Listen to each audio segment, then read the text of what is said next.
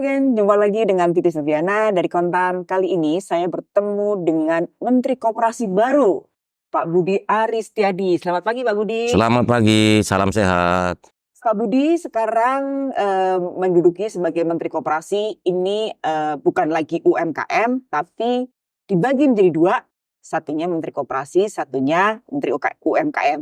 Nah Pak Budi, koperasi, kalau kita ngomongin koperasi, apa sih yang terbersit dari benaknya Pak Budi terkait dengan koperasi?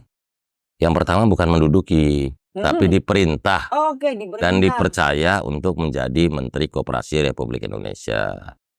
Nah, ketika ditanya kenapa Kementerian Koperasi dipisahkan dengan UMKM, yang pertama supaya koperasi ini tidak terkesan UMKM.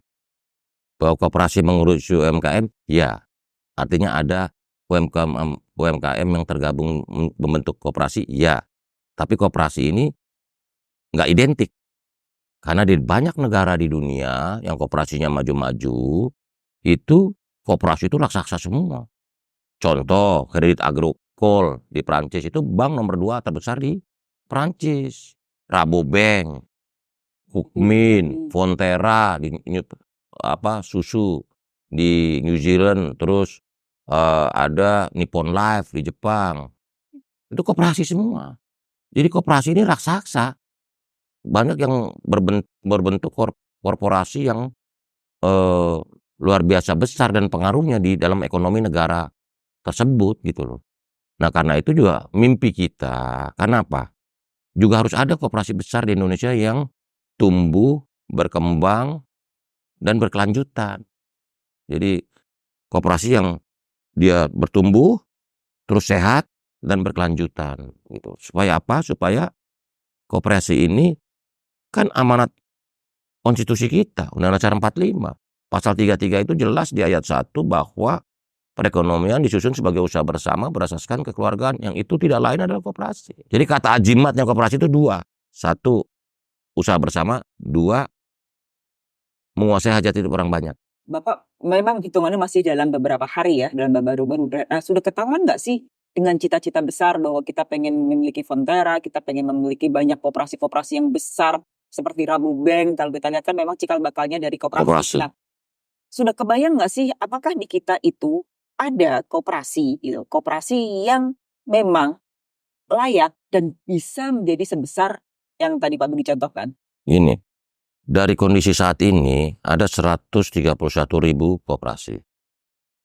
Nah dari 131.000 koperasi itu 41.000, hanya 41.000 yang rutin menyelenggarakan rapat anggota tahunan. Jadi sepertiganya.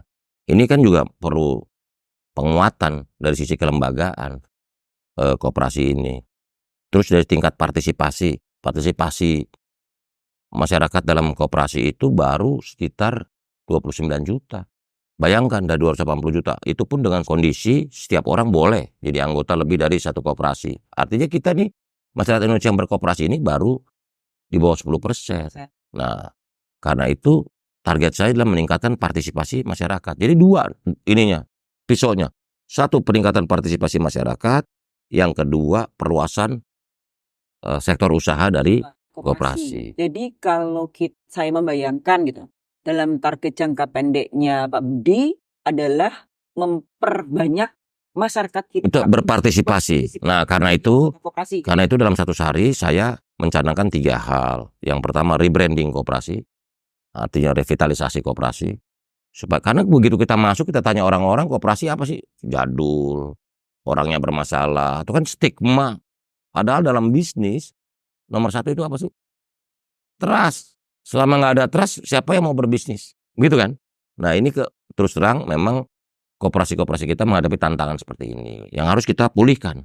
Bahwa koperasi ini bisa sebuah organisasi yang bisa dipercaya untuk melakukan transaksi bisnis. Nah berikutnya adalah kita melakukan digitalisasi koperasi. Digitalisasi? Karena digitalisasi itu mutlak. Karena mengontrol segitu banyak koperasi, bagaimana caranya? Kalau nggak pakai sistem. Nah yang ketiga adalah penguatan tata kelola dan sumber daya manusia. Ini capacity building. Kita udah beberapa pihak, misalnya ada beberapa negara yang punya beasiswa untuk peningkatan capacity building. Kita akan kirim dan ajarkan kepada Pengurus-pengurus Koperasi yang koperasi. kita pilih, yang kita anggap potensial, khususnya yang anak muda. Karena tantangan kita ini sekarang anak muda. Demografi kita 52% anak muda, kaum muda. Sementara mereka ketertarikan terhadap koperasi harus kita tumbuhkan. Karena koperasi itu kesannya jadul, Iya. orang tua, lama, gitu kan. Bahkan saya lihat di beberapa koperasi di kementerian dan lembaga di Indonesia isinya para pensiunan Iya. yang ngurus. Ini kan ironis gitu loh. Bukan kita bilang pensiunan nggak boleh berkarya. Jadi kalau dia dianggap pensiunan, jadi udah nggak ada kerjaan, kasih aja lah ngurus koperasi. Ya jangan begitu juga dong. Cara berpikirnya kan, Iya. menurut hemat kami. Nah karena itulah kita ingin menumbuhkan, mengembangkan hasrat dan keinginan masyarakat untuk berkoperasi. Gitu. Model bisnis apa sih yang nampak, yang kelihatan bahwa ini cocok loh buat anak muda? Banyak hal gitu loh, karena perkembangan dunia ini memang membutuhkan kreativitas dan inovasi, ya. Dari koperasi itu ada 5 aspek yang menurut saya harus kita kuatkan semua aspek itu. Yang pertama dari sisi manajerial. Ini kan manajemen koperasi ini perlu sentuhan profesionalisme dan juga bagaimana koperasi ini dikelola dengan baik kan. Yang kedua, kewirausahaan. Jangan salah, koperasi sama seperti lembaga bisnis lainnya. Dia harus punya kewirausahaan. Tanpa kewirausahaan, tanpa insting bisnis ya jangan harap koperasinya bisa berkembang, bisa bertumbuh kan. Yang ketiga, aspek pasar dan produksi. Ini penting yang ketiga. Yang keempat adalah aspek keuangan, termasuk permodalan, termasuk bagaimana memfinance satu proyek di koperasi, itu juga penting aspek keuangan. Nah yang terakhir adalah pengorganisiran masyarakat. Karena di sini ada aspek, makanya saya bilang ini koperasi ini kewirausahaan sosial. Jadi sosiopreneur. Benar ya. Gitu. Jadi di satu sisi ada bisnis, tapi satu sisi juga harus melibatkan banyak elemen masyarakat gitu. Pak, kalau kita melihat kan sebetulnya koperasi ini sudah mulai berubah ya. Berubahnya adalah ada yang memang masuk ke Otoritas Jasa Keuangan dan kemudian ada yang dikelola oleh Kementerian Koperasi. Ya memang menurut data kita ini kan ada koperasi simpan pinjam. Nah koperasi simpan pinjam ini apa bedanya itu open loop dan close loop? Kalau yang open loop dia mengumpulkan dana dari anggota meminjamkan di luar anggota, itu open loop. Nah, itu harus OJK itu. Yeah. Tapi juga ada yang close loop yang untuk anggota. Misalnya ngumpulin duit dari anggota, ngasih pinjaman juga ke anggota. Gitu loh. Nanti kita rapikan karena terus terang koperasi simpan pinjam ini juga perlu penataan tersendiri karena banyak case koperasi simpan pinjam ini diidentikan oleh masyarakat, khususnya masyarakat bawah sebagai lintah darat, rentenir gitu. Nah, Kementerian Koperasi Permen tahun 2023 sudah mengeluarkan pembatasan mengenai jumlah maksimal. Jadi gini, maksimal bunga simpanan itu 9%. Sementara maksimal bunga kredit itu 24%. Gitu. Itu pengawasannya ketat. Termasuk juga kita banyak tahu ada kasus-kasus kayak Indosuria dan sebagainya. Itu kan iming-imingnya bunga gede. 12%, 14%, orang tergiur setahun doang lancar, habis itu kabur uangnya. Iya kan? Nah karena itu juga menjadi catatan kita.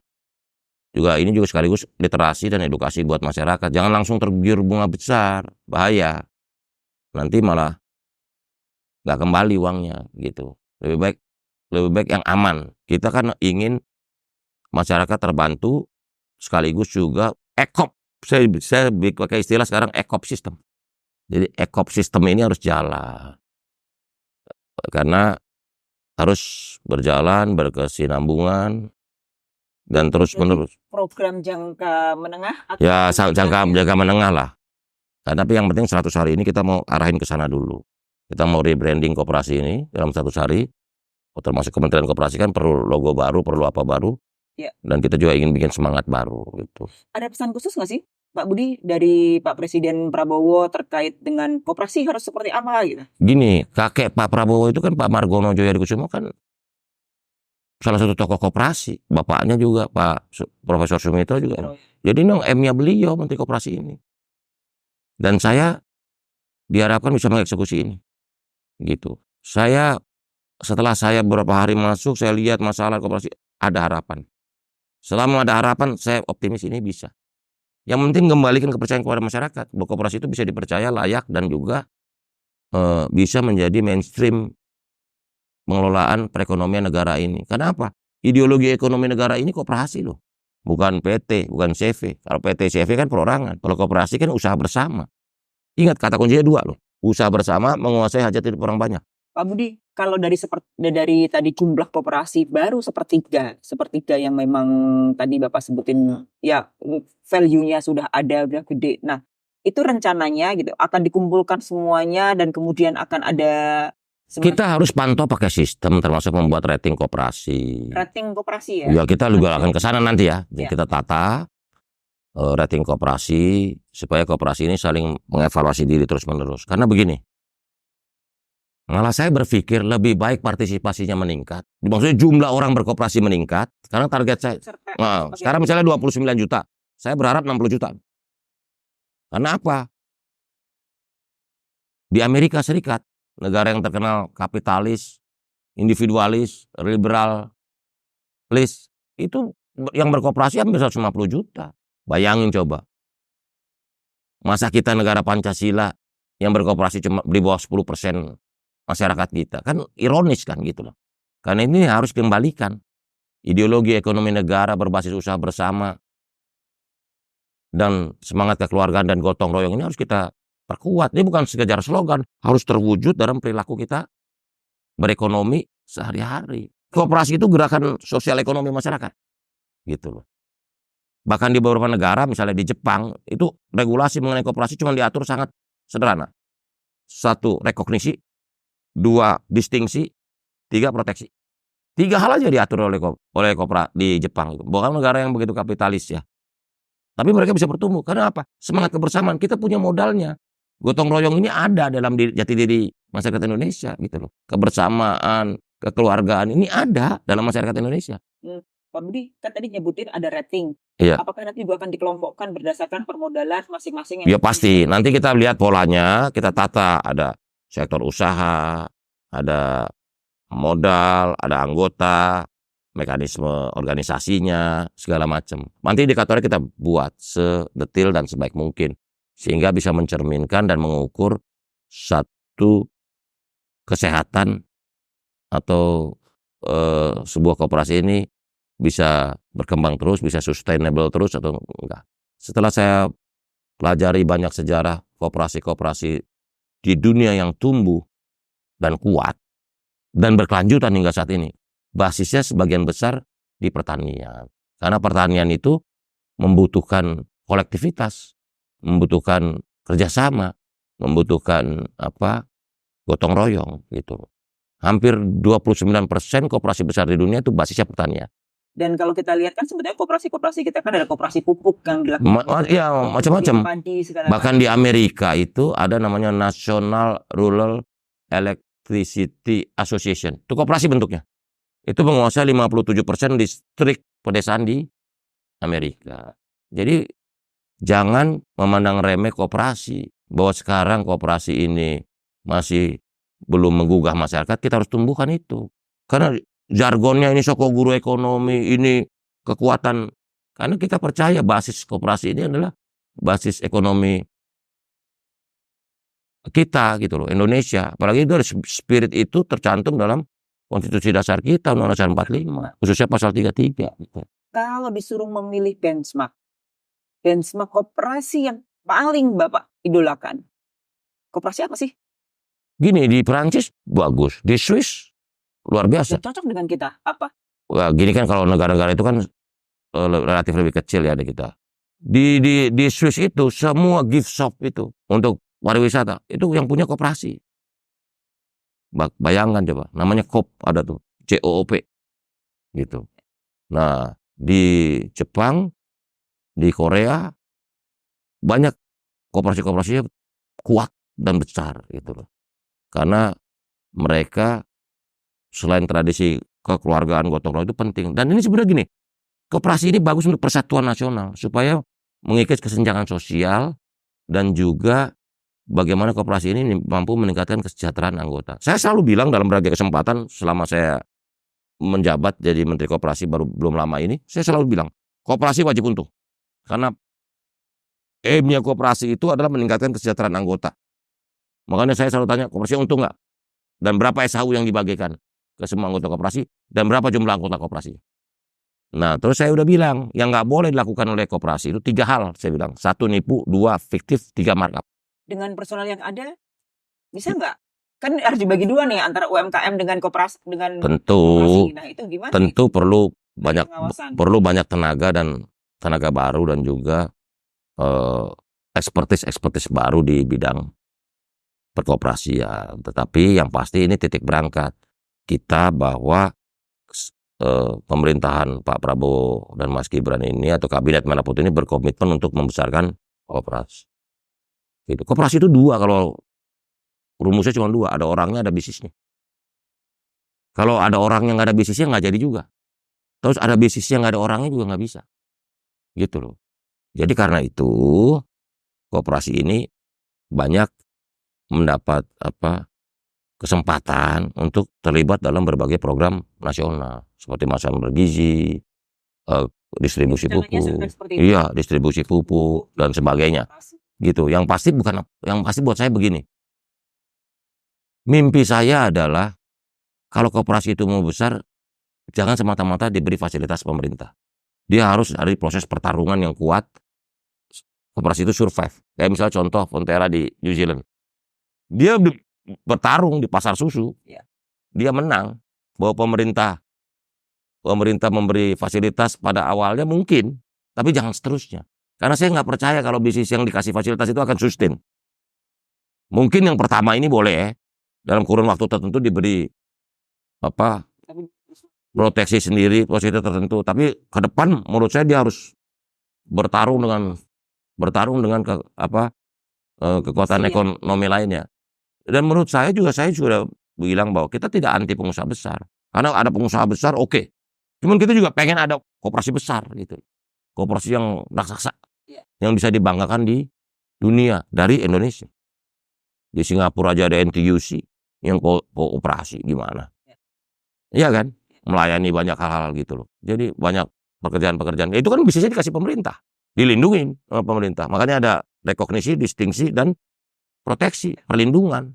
Nah ini koperasi nggak bisa masuk. Ingat loh, di dalam undang-undang kita nih, yang boleh monopoli cuma 2 loh. BUMN sama koperasi. BUMN boleh monopoli. Artinya negara memperbolehkan BUMN untuk monopoli. Dan koperasi juga punya hak.